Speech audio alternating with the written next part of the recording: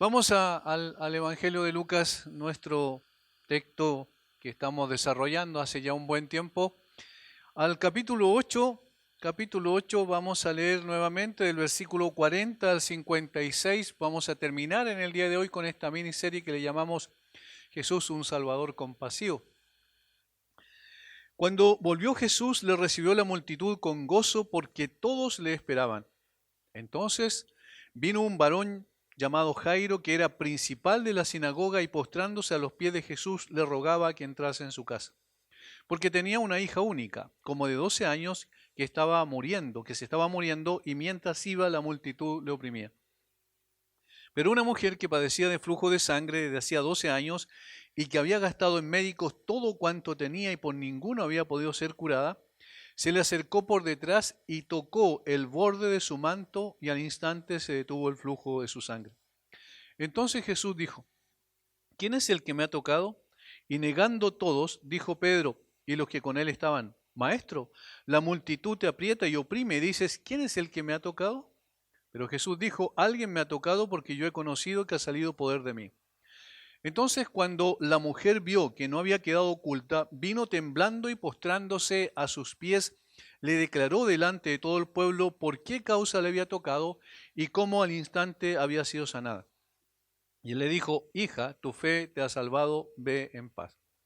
Estaba hablando aún cuando vino uno de casa del principal de la sinagoga a decirle: Tu hija ha muerto, no molesten más al maestro. Oyéndolo, Jesús le respondió: No temas, cree solamente y serás salva. Entrando en la casa, no dejó entrar a nadie consigo, sino a Pedro, a Jacobo, a Juan y al padre y a la madre de la niña.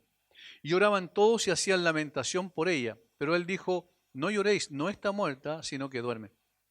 Y se burlaban de él, sabiendo que estaba muerta. Mas él, tomándola de la mano, clamó diciendo: Muchacha, levántate. Entonces su espíritu volvió e inmediatamente se levantó, y él mandó que se le diese de comer. Y sus padres estaban atónitos, pero Jesús les mandó que a nadie dijesen lo que había sucedido. La primera parte que hicimos de esta miniserie la llamamos Jesús, un Salvador compasivo, la oración de un hombre importante, porque tomamos solamente los primeros versículos que vienen siendo introductorios a lo que ahora vamos a ver del versículo 49 en adelante.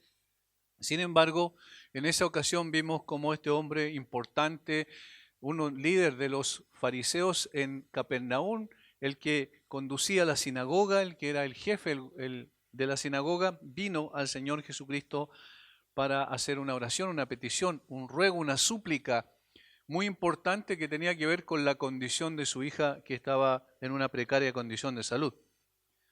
Ahora, posteriormente, la segunda parte que vimos fue del versículo 43 en adelante al 48, y la llamamos Jesús, un Salvador compasivo, el toque de una mujer desesperada. Esta mujer que sabía que no había otra esperanza y fue al Señor Jesucristo por atrás y tocó el borde de sus vestidos y quedó inmediatamente sana. Como hemos visto, no solo el Señor la restauró físicamente, también socialmente y por supuesto espiritualmente, que es lo que trasciende. Y ahora vamos a ver del versículo 49 al 56 algo que tiene que ver con un tema probablemente lo más importante que nosotros vemos en la Biblia, y de algo que muy pocas veces se quiere tocar en la conversación cotidiana, y que es una de las realidades más terribles que cada ser humano tiene que enfrentar tarde o temprano, y es la muerte. La muerte es el fin de la vida que tanto atesoramos, es el ocaso de todo aquello por lo que tanto trabajamos, nos esforzamos, hacemos muchas cosas con el propósito de poder vivir adecuadamente en esta tierra, pero la muerte termina con todo eso de un momento a otro. Con ella, con la muerte, se apagan las luces del orgullo, la suficiencia, la altanería, la soberbia, la arrogancia que son propias del corazón humano. Allí se apagan todas las luces y no queda absolutamente nada. La muerte tiene un alcance universal porque alcanza a ricos y pobres, grandes y pequeños, gobernantes y gobernados, famosos y anónimos, creyentes e incrédulos. Todos, absolutamente todos, estamos sujetos a este flagelo. Es una verdad que golpea nuestra puerta cuando menos lo pensamos. un accidente de tránsito, una enfermedad repentina, alguna descompensación general que se produce por causa de una enfermedad crónica, es decir, cualquier cantidad de formas que nosotros podíamos enumerar respecto a cómo podemos morir. La muerte no tiene edad, también alcanza a niños, a jóvenes, adultos, ancianos, sin distinción. Nos espera a todos al final del camino. Ninguno de nosotros va a poder eludir aquello.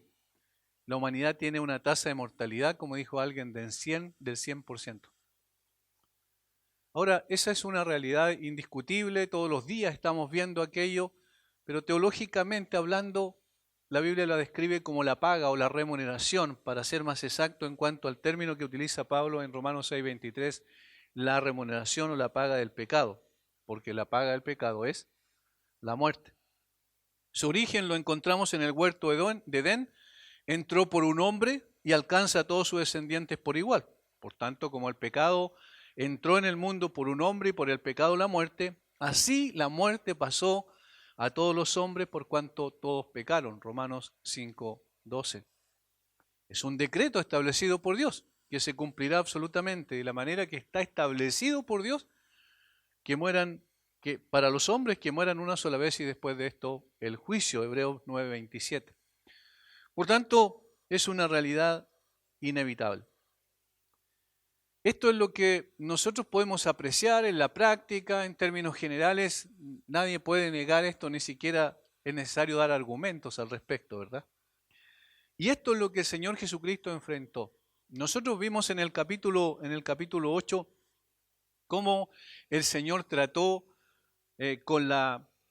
con el miedo, el temor a la tempestad, a los elementos naturales, y cómo Él obró poderosamente para calmar la tempestad y poder traer paz también al corazón de esas personas afligidas que pensaban que iban a perecer, mostrando que Jesús tiene poder y autoridad sobre los elementos naturales. En segundo lugar, vimos que el Señor Jesucristo también trató con el problema de la posesión demoníaca, del versículo 26 al 39, y vemos que Él tiene autoridad sobre los demonios, sobre el mundo espiritual de maldad. Y en tercer lugar, Él trató con la enfermedad. Esta mujer que tenía este flujo de sangre durante 12 años, que no había podido ser subsanado su problema por nadie, había visitado a muchos médicos, había gastado mucho dinero en aquello y no había tenido ningún tipo de respuesta positiva al respecto para salir de su condición. Y allí se muestra el poder y la autoridad de Jesús sobre la enfermedad. Y hoy vamos a ver cómo el Señor Jesucristo enfrentó también el problema más grave, quizás más complejo, más difícil, que es la muerte. La gente tiene un dicho popular, ¿cierto? Todo tiene solución menos la muerte. Y el Señor Jesucristo enfrentó en estos cortos años de ministerio terrenal este flagelo también, y posteriormente en su propia vida iba a enfrentarlo. No solo se enfrentó a la enfermedad y el dolor, sino también a la muerte misma. Nosotros tenemos un pasaje en las Escrituras en Juan capítulo 11 donde se muestra al Señor Jesucristo desbordado en sus emociones cuando vio a María de Betania, la hermana de Lázaro, postrarse a sus pies y clamar con impotencia: Señor, si hubieses estado aquí, no habría muerto mi hermano. Él la vio postrada a sus pies llorando amargamente. Seguramente el Señor también sabía que en su corazón estaba destruida porque su hermano había partido. Y ella dice con impotencia: Señor, si tú hubieses estado aquí, mi hermano no hubiese muerto. Jesús entonces, dice el texto, al verla llorando y a los judíos que la acompañaban también llorando, se estremeció en espíritu y se conmovió. Y luego viene el famoso texto: Jesús lloró. Se conmovió, dice, se estremeció en espíritu y se conmovió profundamente en su interior. El Señor Jesucristo manifestó la compasión de una manera vívida a través de su propia experiencia al ver el dolor que causaba la muerte. Él no fue indiferente al dolor humano, miró cara a cara la muerte en ese momento. Y el Señor no lloró porque Lázaro había muerto, porque Él venía a resucitarlo. Él lloró por las consecuencias que trae la muerte a las personas que están alrededor y que más experimentan ese dolor del alma que muchos hemos experimentado y que de alguna manera todos, en uno u otro momento de nuestra vida, va a ocurrir esta situación. Jesús mostró que es alguien que se estremece y conmueve contemplando el dolor que causa la muerte y considerando los estragos que el pecado trae consigo, porque la muerte es producto del pecado y es uno de los flagelos y realidades que nosotros no podemos evitar. Los evangelios contienen tres relatos de cómo Jesús enfrentó la muerte y la venció al dar vida después de la vida a tres personas de distintas edades y circunstancias. Y uno de los casos es el relatado aquí en el versículos 49 al 56. Los versículos que nosotros hemos leído ahora contienen uno de los tres grandes casos que el Espíritu Santo ha considerado apropiado para registrar cómo el Señor enfrentó la muerte, cómo enfrentó esta situación tan dolorosa cuando Él devolvió la vida a una persona muerta. Tres relatos nada más. Algunos teólogos dicen que probablemente el Señor resucitó a más personas, pero esa es una conjetura porque lo que el Espíritu ha dejado en los evangelios son tres casos nada más. Y son tres casos distintos para abarcar el cúmulo de todo lo que significa el ser humano. Los otros dos casos son los de Lázaro, bien sabemos, y el hijo de la viuda en Naín, que también está registrado aquí en Lucas. No parece haber razón para dudar de que nuestro Señor levantó a otros además de estos tres, dicen algunos. Pero estos tres casos se describen especialmente como patrones de su omnipotente poder y autoridad sobre la muerte. Una, recuerdan, era una niña que acababa de respirar por última vez, en este caso. Otro era un joven que estaba siendo llevado a su entierro, en el caso de la viuda de Naín. Y uno era un hombre que ya había estado 4 días en la tumba, en el caso de Lázaro. En los tres casos por igual, vemos la vida restaurada inmediatamente por el mandato de Cristo. Es decir, lo que nosotros tenemos en los evangelios en estos tres casos que son, como dije, representativos de todo lo que es el poder y la autoridad del Señor Jesucristo, es que cada vez que Él quiso resucitar a alguien fue suficiente con su mandato, con su poderosa palabra. Niños, jóvenes, adultos, la muerte no hace excepción de personas y el poder omnipotente de Cristo tampoco. Y eso es lo que entramos a ver entonces en el relato, versículos 49 al 56. Yo quiero que primero vayamos al versículo 49. Estaba hablando aún, ahí se refiere contextualmente, ¿cierto?, con la mujer que finalmente confesó, hizo una confesión pública de lo que había pasado con su vida y cómo Jesús había puesto su poderosa mano para sanarla. Estaba aún hablando cuando vino uno de casa del principal de la sinagoga a decirle: tu hija ha muerto, no molestes más al maestro.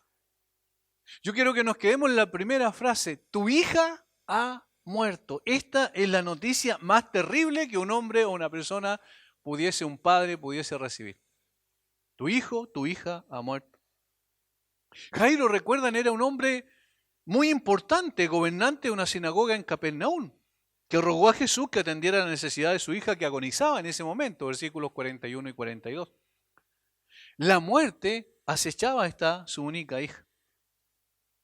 Podemos imaginarnos un poco los sentimientos y las emociones que estaban pasando por el corazón de este padre angustiado, corriendo hacia Jesús y suplicando que fuera a su casa a ver a su hija. En ese momento no le importó su estatus, era una persona importante en términos sociales y religiosos. Sin embargo, su corazón de padre estaba por sobre su condición de principal de la sinagoga. Pero después del incidente con la mujer que Jesús sanó mientras iba a casa de Jairo, fue interrumpido por la trágica noticia de que ya no había nada que hacer con su hija. Todo esto está implicado en la frase. Viene uno de la casa del principal de la sinagoga y le dice: tu hija ha muerto, no molestes más al maestro. Tu hija ha muerto. Noticias como estas son muy difíciles de poder recibir en cualquier momento de nuestra vida. La verdad es que cuando uno ve la muerte de lejos, es decir, en otras personas y que no tienen que ver con nosotros, el sentimiento no es el mismo. Cuando experimentamos una situación de esa naturaleza con alguien amado, allí nosotros sabemos lo que significa. Noticias como estas son las copas más amargas que tenemos que ver en este mundo. La muerte es una separación en términos biológicos, ¿cierto? En términos de lo que significa el ser humano entre el cuerpo y el alma, o el alma, ¿cierto? Que se separa del cuerpo para expresarlo de mejor manera. Pero no solo es una separación de este tipo, sino que la misma muerte trae separación de nuestras relaciones más íntimas. Algo se rompe en el alma de una persona que ve partir a su ser querido. Es un sentimiento terrible, una tristeza que invade todo el ser de quien ve con impotencia que uno de sus amados se separa de él, sin posibilidad de retorno. Una madre que ve partir a su hijo, un hijo que ve como la vida de su madre se apaga delante de sus ojos, un esposo que contempla con impotencia la muerte de su esposa, un amigo que recibe la noticia de que su mejor amigo ya no está ni estará más con él. Tantas ocasiones y circunstancias que nosotros hemos visto, cuántas veces hemos visto, ¿verdad?, entrar aquí a este mismo lugar con un ataúd donde viene el cuerpo de una persona que conocimos, quizás que amamos, que teníamos una relación más cercana, y obviamente eso causa un dolor muy profundo. Nada penetra tan profundamente en el corazón del hombre como separarse de sus seres queridos y ponerlos en la tumba. Pocos dolores son tan abrumadores y pesados como el dolor de un padre por su hijo único, en este caso su hija única. Es interesante que este hombre tenía todo, era un hombre rico, importante social y religiosamente, un hombre que lo tenía absolutamente todo, no le faltaba nada. Sin embargo, de un golpe le fue arrancado lo más preciado, su única hija. Él sabía que no había otra esperanza que el Señor Jesucristo, por eso fue a él, por eso lo buscó, por eso corrió a él y le pidió que por favor fuera a su casa para poder intervenir en la enfermedad, en ese momento la situación agónica que estaba esta chica. 12 años nada más tenía. A los 12 años era lo más probable en Israel, 12, 13 años las mujeres se casaban en ese tiempo. Es decir, estaba a punto de ser entregada en matrimonio esta chica. Ya estaba pasando de niña a mujer como tal. Y el padre seguramente tenía muchas expectativas respecto de ella. Sin embargo, de un momento a otro le dicen tu hija ha muerto. El temor a la muerte esclaviza al ser humano. Lo subyuga, lo somete, es una tragedia que todos temen, de una u otra manera. Y ojo aquí, creyentes e incrédulos. Porque a los creyentes, a los incrédulos nos duele cuando parte alguien. Es un sentimiento generalizado esto. Y lo que ocurre es que el pecado, que fue cierto, es el aguijón de la muerte, dice Pablo en 1 Corintios 15, es el que trae consigo la muerte. Y la muerte o el temor a la muerte es lo que tiene la gente durante toda su vida sujeto a servidumbre, hasta que no interviene el Señor, por supuesto, de una manera gloriosa para cambiar la situación. Eso dice el autor de Hebreos. Por el temor de la muerte estaban durante toda su vida sujetos a servidumbre. ¿Por qué creen ustedes que la gente hoy obedece, pero absolutamente todo lo que le diga la autoridad sanitaria de este país y del mundo en general? Por el temor a la muerte. ¿Por qué la gente muchas veces exagera incluso la situación? A través de los medios de comunicación masivos se le da todo el tiempo con esto y las personas están con un temor terrible. Por el temor a la muerte. Ahora la muerte puede llegar de cualquier forma. De tal manera que este temor a la muerte es el que tiene a la gente durante toda la vida sujeto a servidumbre, como dice el autor de Hebreos en el capítulo 2, versículo 15. Sin embargo, sabiendo esto, nadie desea recibir esta noticia. Tu madre ha muerto, tu hijo ha muerto, tu padre ha muerto, tu esposo ha muerto, tu amigo ha muerto. Nadie quiere recibir esta noticia. La muerte no hace distinción de personas ni hace distinción de clases sociales. Nosotros los seres humanos somos expertos para eso. Pero la muerte no hace esa distinción. Si hay algo que podríamos decir de alguna manera que es igualitaria, para usar un término que tanto se utiliza hoy día en el ambiente político, es la muerte. Viene al salón del rico, así como a la cabaña del pobre. No perdona a los jóvenes, los fuertes, las personas que gozan de una salud impecable, en un momento determinado caen desplomados por un ataque cardíaco, como le llamamos, como tampoco perdona a los viejos, los débiles, todos, de una u otra manera estamos allí. Ni todo el oro del mundo, ni toda la habilidad de los médicos puede alejar la mano de la muerte de nuestros cuerpos en el día de su poder. ¿Dónde colocamos nuestra esperanza siempre? Colocamos nuestra esperanza en que de alguna manera nuestra salud puede ser restaurada por la aplicación de la medicina, y es buena la medicina sin duda, pero sabemos que no vamos a poder alargar un segundo la vida, porque el Señor tiene establecido un momento determinado para cada uno de nosotros. Cuando llegue esa hora señalada que Él ha establecido, cuando el Señor permita golpear con la muerte, nuestros planes mundanos se rompen, nuestros seres queridos son quitados y enterrados fuera de nuestra vista, se desgarra el alma cuando escuchamos esa noticia devastadora. La dura realidad de este enemigo. Quizás lo más terrible que trajo consigo el pecado en términos humanos, hablando de bajo el sol, ¿cierto? En esta tierra nada más, es precisamente la muerte. Lo más duro. Pero hay también una segunda muerte, un segundo tipo de muerte que la Biblia menciona, que es la muerte espiritual, que es la separación eterna de Dios. Y que todo ser humano nace en esta tierra de esa manera, separado espiritualmente de Dios. Por cuanto todos pecaron y están destituidos, separados de la gloria de Dios. Es decir, no en contacto con Dios, no con vida espiritual. Nacemos con vida biológica, vida psicológica, pero no vida espiritual. Y entonces el Señor viene, el Señor de la vida, para hacer algo en nosotros y cambiar esa situación que es imposible para nosotros. Esta dura realidad de este enemigo implacable que mantiene al hombre cautivo por el temor, lleva a los seres humanos a evitar hablar incluso sobre el tema seriamente. Seguramente porque se asume que es el final de la existencia consciente de una persona. Y aquí hay varias posturas que uno escucha. Por ejemplo, están los materialistas ateos o filosóficos que asumen que la vida es como una especie de batería que nos energiza hasta que se acaba su poder. Esa es la vida. Ellos dicen no hay trascendencia, el ser humano es simplemente como una máquina que se le da cuerda en un sentido y llega, se termina, se acaba la cuerda y se acabó el ser humano. No hay vida más allá de esta vida, la muerte es el fin de todo.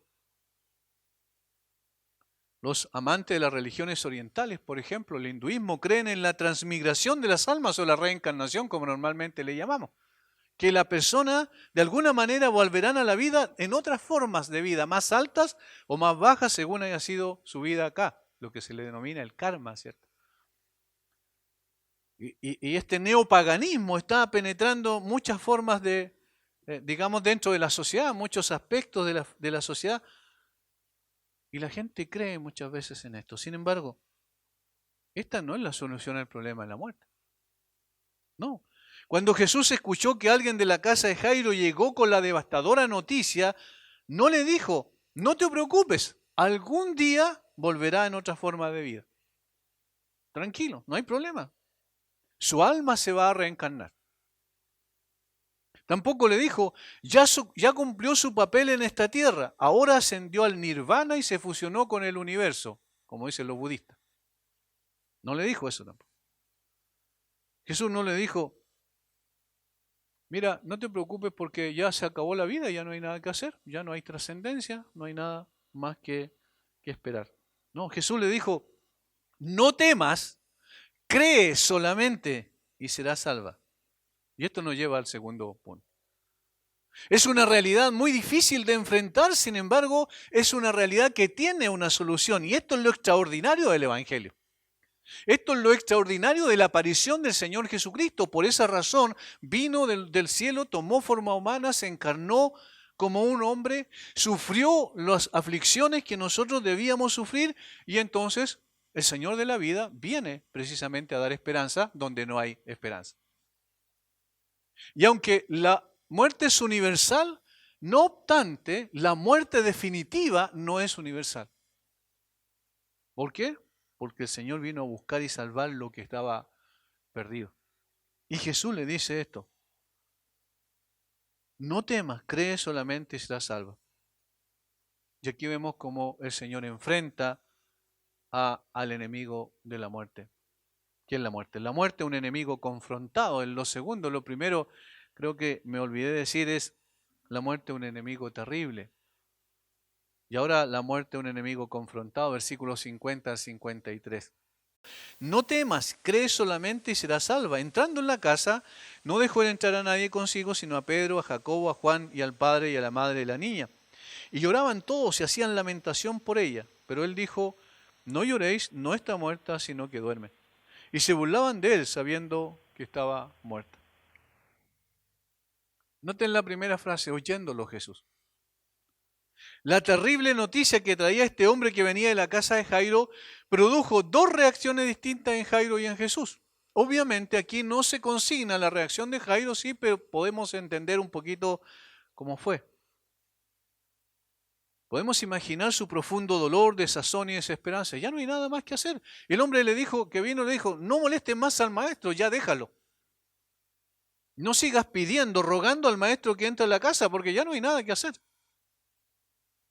Ya no había nada que hacer con su hija y había partido. No moleste más al maestro indica que la familia de este hombre ya no tenía ninguna esperanza. Sin embargo, la reacción de Jesús fue notablemente distinta. Lo primero que le dice es: no temas. No temas. Y en ese mandato que el Señor Jesucristo le da, va implícito también la acción consecuente que Él va a ejecutar. No temas. ¿Por qué? Porque la muerte produce temor. La partida de una persona manifiesta el temor en todo su esplendor. Ya no hay nada que hacer. El contexto indica que habla de la muerte. No temas, no te desanimes, en otras palabras, no pierdas la esperanza. Nada está perdido. Ahora revisamos por qué Jesús le dice eso a Jairo y lo vemos en los primeros versículos, yendo a Jesús y rogando que él fuera a la casa de su hija. Recuerden, él pasó por alto el prestigio que podía haber perdido porque era un fariseo. Pasó por alto todo eso. ¿Por qué? Porque había una fe incipiente en el corazón de Jairo. Si bien es cierto, la fe de la mujer que le tocó el manto de Jesús era silenciosa pero más fuerte que la fe de Jairo, no obstante, Jairo sí tenía confianza en que el Señor podía hacer algo por su hija. De tal manera que era una fe incipiente, pero era una fe al fin y al cabo. Sin embargo, Jairo sí todavía estaba dubitativo respecto a su fe. Y eso es lógico. En las primeras instancias, la persona no necesariamente tiene una fe fuerte y firme. Eso tiene que crecer con el tiempo. Lo que ocurrió entonces con él es que Jesús estaba fortaleciendo, confirmando su fe. Notemos una cosa, tiene que haber pensado muchas cosas en su cabeza Jairo, pero una de las cosas que probablemente pensó es: ¿por qué Jesús no fue inmediatamente a la casa de mi hija? ¿Recuerdan qué es lo que pasó en el intertanto? Se quedó con la mujer, sanó a la mujer, habló con la mujer, y para una persona que quiere que inmediatamente solucione su problema, eso fue una prueba para su fe, seguramente. Y por eso Jesús le dice: no temas. Él percibió que él tenía temor en su corazón por la noticia que le había llegado. De hecho, podemos pensar que Jesús se retrasó a propósito. ¿Recuerdan lo que pasó con Lázaro? Le avisaron a Jesús, todavía no estaba en Betania propiamente tal, pero le avisaron, le mandaron a avisar que Lázaro estaba enfermo. Y Jesús dijo: no hay problema, quedémonos aquí, a los discípulos. Y luego esperó hasta que Lázaro muriera. ¿Para qué? Para manifestar su poder y autoridad sobre la muerte. Jesús añade algo más que indica que la manera de enfrentar este temor era la confianza en Él. Cree solamente. Cree solamente. Jesús deseaba que Jairo ejercitara su incipiente fe, no como un requisito para resucitar a su hija. Eso es importante tenerlo en cuenta, porque muchas veces se tergiversan los milagros de Jesús. Dice, no, si tú crees, entonces todas las cosas van a pasar. No, no, no, no necesariamente. No necesariamente. ¿Acaso Pablo no creía que su enfermedad podía ser curada? Por eso rogó 3 veces a Jesús, o sea, al Señor, ¿cierto? Y que le dijo: Señor, bástate mi gracia porque mi poder se perfecciona en tu debilidad. De tal manera que el solo hecho de tener fe no implica que automáticamente va a producir algo milagroso de parte del Señor en él. Por eso cree solamente tenía que ver con consolar al corazón angustiado y darle esperanza. Eso es lo que estaba haciendo el Señor. Confía, nada está perdido. La fe en Jesús es el consuelo en medio del dolor. Es el bálsamo que necesita el alma en medio de la aflicción. 100 cosas dolorosas pueden sucedernos cada semana en este mundo malvado, de las cuales nuestros pobres mentes débiles no pueden ni siquiera ver ni percibir cuál es la razón que hay detrás. Sin fe estaríamos constantemente inquietos y abatidos.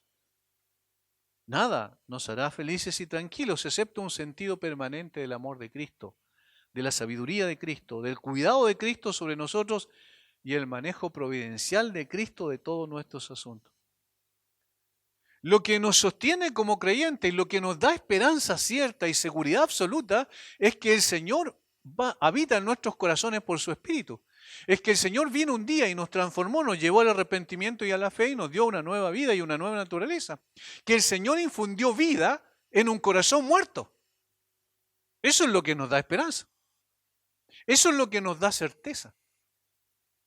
Todo lo demás es incierto. Noten una cosa, pensemos un poquito, miren lo que ocurre. Si nosotros pensamos en todas las cosas que tenemos y poseemos en esta tierra, sabemos que en un momento dado, en cualquier momento la podemos perder, ¿o no es así? Incluso la vida física, biológica, la podemos perder en cualquier momento. ¿Qué es lo que tiene el creyente que no puede perder? Ahí está la diferencia. Cristo. Nuestra vida, dijo Pablo, está escondida con Cristo en Dios. Y eso es lo que nos da esperanza. Y eso es lo que consuela nuestros corazones. Incluso cuando parte un ser nuestro, un ser querido nuestro, sabemos si esa persona efectivamente ha llegado a Cristo, sabemos que esa persona va a resucitar un día. Y no la resurrección general, ¿cierto? Propiamente tal, simplemente, sino va a resucitar para vivir eternamente con Cristo, porque eso es lo que la Biblia nos dice. La fe no se hunde bajo las malas noticias. Tu hijo ha muerto, tu hija ha muerto. Bueno, pero el Señor ha obrado en su vida previamente. Tengo esperanza. ¿Duele la situación? Por supuesto que sí. Sin embargo, la fe no se hunde por el peso de las malas noticias. Eso dice Salmo 112, 7. La fe puede quedarse quieta y esperar tiempos mejores en medio de los tiempos peores. La fe puede ver la luz incluso en la hora más oscura. Y una necesidad para la prueba más dura. Siempre ve una salida a la situación, a pesar de que en un momento determinado se nubla incluso la capacidad reflexiva, racional, podemos estar inquietos, podemos estar inclusive en la depresión circunstancial, pero nuestra fe es la que nos mantiene a flote. No por la fe en sí misma como el objeto más importante, sino por la persona en la cual hemos puesto nuestra fe. Bien expresa el profeta Isaías la promesa del Mesías. He aquí, dice Isaías hablando las palabras del Señor, he aquí yo he puesto en Sión por fundamento una piedra probada, angular, preciosa, de cimiento estable. El que creyere no se apresure. El que creyere. Tú guardarás en completa paz aquel cuyo pensamiento en ti persevera porque en ti ha confiado. Isaías 28:16 e Isaías 26:3, respectivamente. ¿Lo notan? Tú guardarás en completa paz aquel cuyo pensamiento en ti persevera, porque en ti ha confiado. Esa es fe. Es una confianza absoluta, total. El hecho de conocer al Señor nos lleva a depender exclusivamente de Él y de lo que Él puede hacer por nosotros, aún en el momento más terrible que es el momento de la muerte. Alguien escribió: tenga en cuenta que nuestra fe en Cristo debe ser audaz y atrevida, así como nuestro celo por Él. Los que están dispuestos a hacer cualquier cosa por Él pueden depender de que Él haga grandes cosas por ellos, más allá de lo que ellos pueden pedir o pensar. Cuando el paciente está muerto, y esto es interesante, no hay lugar para la oración ni para el uso de medios, ¿cierto? Cuando alguien muere, nadie dice vamos a orar por la persona porque ya no está. Pero aquí es distinto. Aquí, aunque la niña está muerta, el Señor le dijo a Jairo: cree solamente. Cree solamente. Es decir, todavía había ocasión para la oración. Cree y todo te irá bien. No deja de ser interesante pensar en esto. Llamar al médico después de la muerte es un absurdo. ¿A quién se le ocurriría eso? Vamos a llamar al médico, no tiene signos vitales, pero vamos a llamar al médico. Algunos dicen, bueno, para contratar la muerte, bueno, está bien. Pero a nadie se le ocurriría llamar a un médico para que le haga un tratamiento al muerto. Pero llamar a Cristo después de la muerte es totalmente razonable para la fe. ¿Notan que es distinto? Llamar a Cristo después de la muerte es razonable para la fe. ¿Por qué? Porque el Señor Jesucristo es el que tiene poder de dar vida más allá de la vida. Y esto nos lleva al último punto. La muerte es un enemigo derrotado. Versículo 54. Mas él, tomándola de la mano, clamó diciendo: muchacha, levántate. Miren qué simple el relato. Se dan cuenta que Lucas no busca palabras así como impactantes para que todos queden impresionados con lo que dice el texto, sino simplemente Jesús lo tomó de la mano y dijo: muchacha, levántate, dio la orden nada más. Obviando la burla de los presentes en la casa de Jairo, esto compuesto por familiares, ¿cierto? Amigos y plañideras contratadas, lloronas como normalmente se le decía en nuestro ambiente, contratadas para la ocasión, conforme era la costumbre. Jesús pone en acción la compasión y toma la mano inerte de la niña y la pone de pie. ¿Por qué? ¿Quién puede hacer eso? Los milagreros que tanto se ufanan de tener el poder para resucitar a las personas y que han hecho una serie de cosas que la han publicado, a veces han puesto, ¿cómo se llama? Han hecho videos totalmente falsos. Ningún ser humano tiene poder sobre la muerte, ninguno. No podemos llamar a nadie que haga esto, pero el Señor lo hizo porque el que estaba allí era el Señor de la vida. Juan dice, en Él estaba la vida en esencia, la fuente de la vida está en el Señor Jesucristo. Y esto es lo extraordinario. El creador de la vida, el único que tiene vida en sí mismo, estaba ese día en la casa de Jairo. Jairo no lo sabía todavía. No tenía una comprensión teológica profunda. Solamente sabía que Jesús podía hacer algo en su hija. Pero nosotros sabemos que Él era el Señor de la vida, el que estaba ahí. ¿Qué hizo el Señor? Tratemos de imaginarnos la situación y las reacciones consecuentes de Jairo y su familia. Un hombre que no tenía ningún tipo de esperanza a esas alturas, su familia tampoco.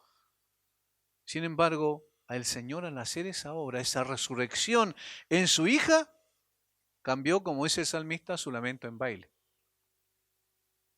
Lo ceñó todo de alegría. Para manifestar que era Él el Señor sobre la muerte. Nada lo podía detener. Ni la débil fe de Jairo, ni la burla de los presentes, ni la desesperanza de la familia. Solo un toque de su mano es suficiente para devolver la vida a un cuerpo inerte. El Señor de la vida trajo luz en medio de la oscuridad. Una palabra de su boca bastó para lograr que esta niña muerta volviera a la vida. Una orden del Señor es suficiente para dar vida. Ahora, alguien puede decir, bueno, pero hoy no vemos eso, no vemos ese tipo de situaciones. ¿Sí? En general no vemos ese tipo de situaciones, pero ¿saben? Lo que vemos constantemente es que el Señor sigue dando la orden y siguen resucitando personas entre los muertos espirituales. ¿Verdad? ¿No es eso lo que pasó por nosotros? Nosotros no oímos una voz de Jesús, literalmente, pero sí escuchamos la palabra de Dios y la palabra de Dios, el Espíritu Santo la aplicó a nuestro corazón y cuando estábamos muertos, de un momento a otro recibimos vida. Recibimos vida y eso es extraordinario. Los milagros de resurrección lo vemos todo el tiempo, hermanos.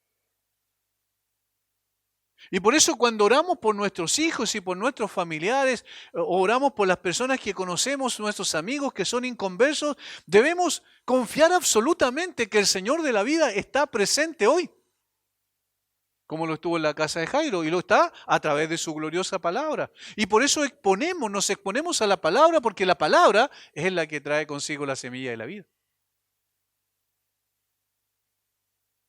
De esta manera se hace evidente que la autoridad y el poder de Jesús no solo se circunscribe a la naturaleza o al mundo espiritual de maldad o a la enfermedad, sino también a la misma muerte. Se nos dice que vino a la casa de Jairo y convirtió el duelo en gozo. Enjugó las lágrimas y esa es una anticipación. ¿De qué? Apocalipsis, ¿te acuerdas? Él enjugará toda lágrima de los ojos de ellos. Ya no habrá muerte, ya no habrá más dolor. Y esta es una anticipación de lo que ocurrió, lo que ocurrirá posteriormente. Tomó la mano del cuerpo sin aliento de la hija del gobernante y llamó diciendo, muchacha, levántate, ponte en pie. Recuerda lo que le dijo a Lázaro, se ganó frente al sepulcro y dijo, Lázaro, ven fuera. Y aquí hay algo, no sé si notan ustedes aquí lo que eso significa. Jesús le está dando una orden a un muerto. Tanto aquí como en el caso de Lázaro. Pero ¿cómo le va a dar órdenes a un muerto? Eso es imposible. Nosotros decimos porque un muerto no puede responder. ¿Qué va implícito en esa orden? La vida.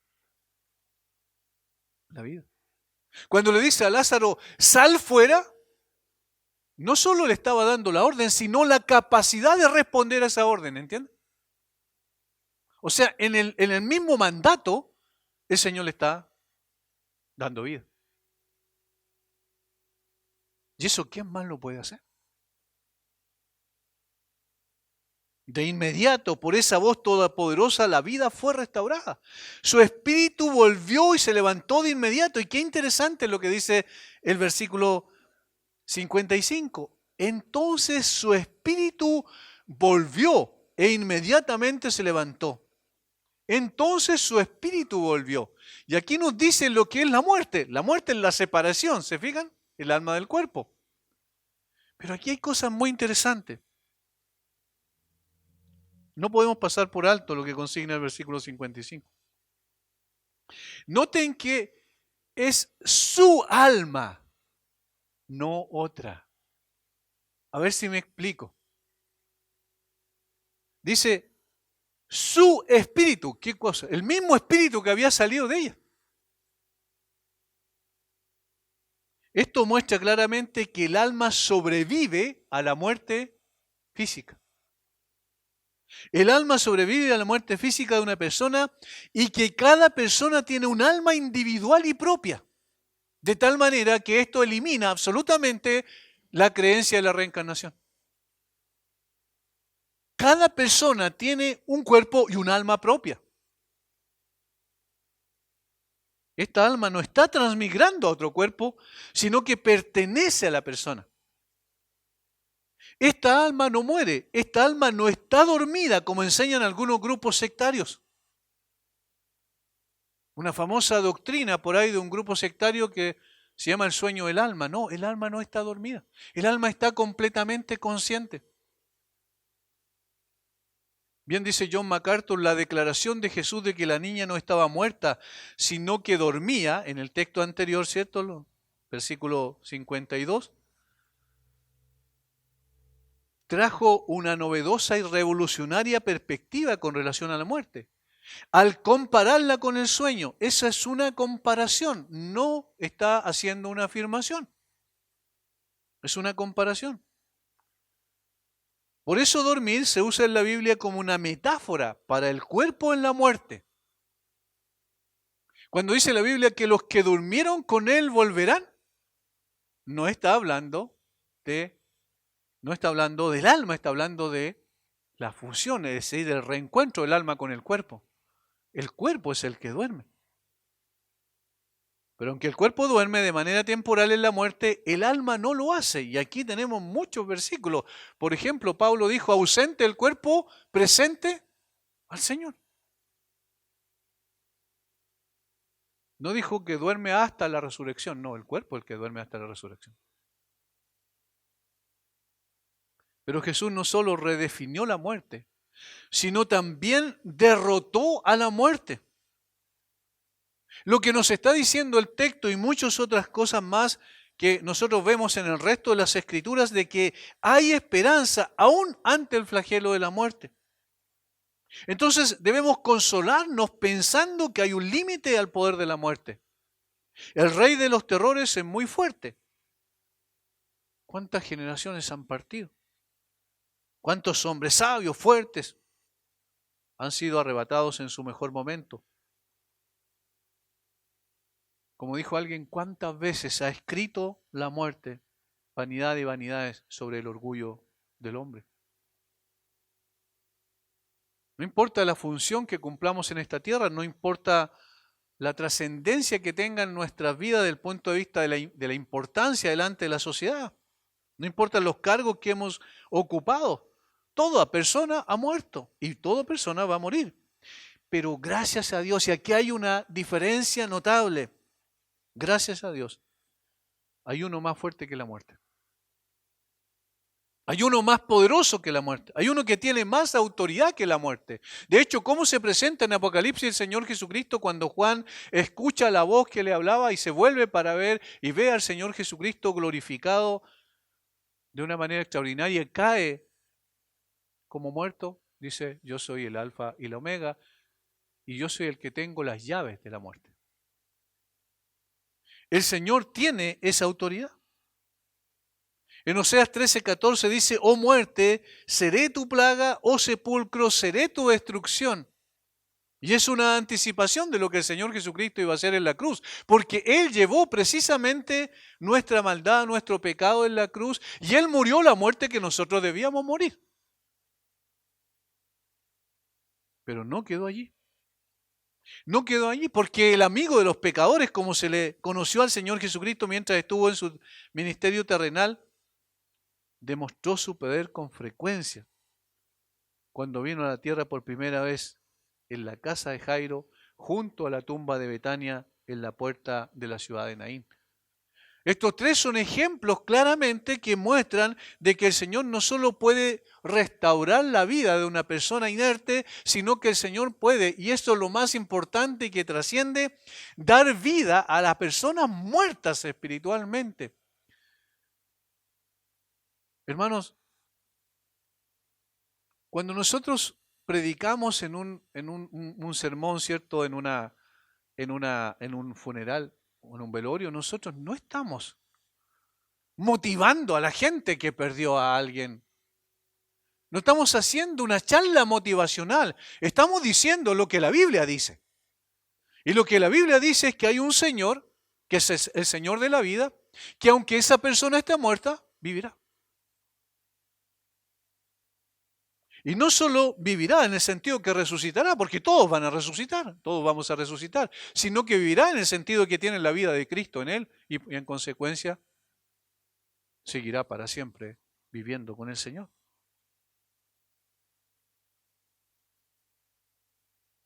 El mismo Señor demostrará a todo el mundo cuando regrese que el último enemigo que debía ser destruido, dice el apóstol Pablo en 1 Corintios 15:26, es precisamente ¿qué cosa? La muerte. la muerte. Entonces su espíritu volvió e inmediatamente se levantó. Este milagro es de alguna manera una ilustración de lo que el Señor hace espiritualmente y es una anticipación también de lo que el Señor hará un día cuando llamará a todos a la vida. A todas las personas que han existido y existirán en este mundo hasta su venida. Como bien afirma Pablo al hablar sobre la resurrección de Cristo en 1 Corintios 15, 54 y 57.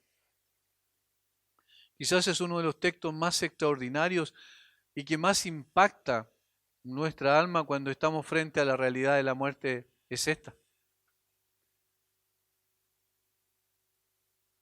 Versículo 54, cuando esto corruptible, nuestro cuerpo, por supuesto, se haya vestido de incorrupción con un cuerpo nuevo, regenerado, y esto mortal, nuestro cuerpo, se haya vestido de inmortalidad, es decir, no vuelva a morir nunca más, entonces se cumplirá la palabra que está escrita, sorbida en la muerte en victoria. Eso está en Isaías 25, 8.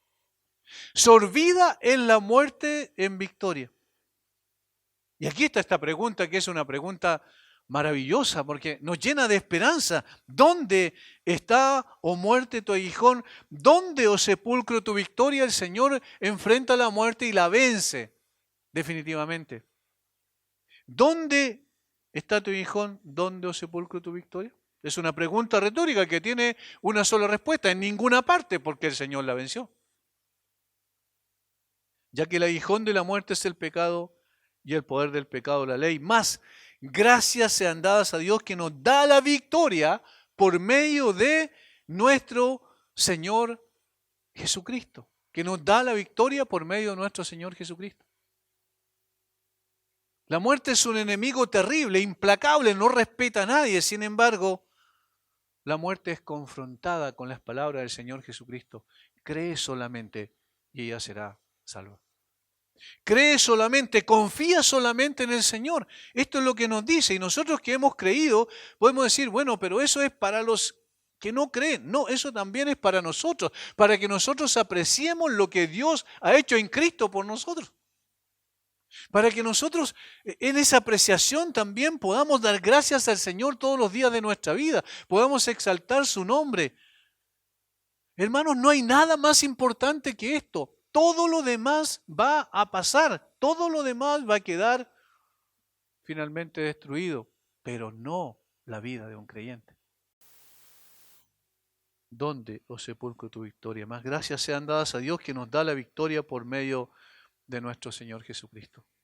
En la casa de Jairo un día llegó la vida en medio de la muerte, el consuelo en medio del dolor. ¿Por qué? Porque Jesús tuvo compasión de ese hombre y de esa familia.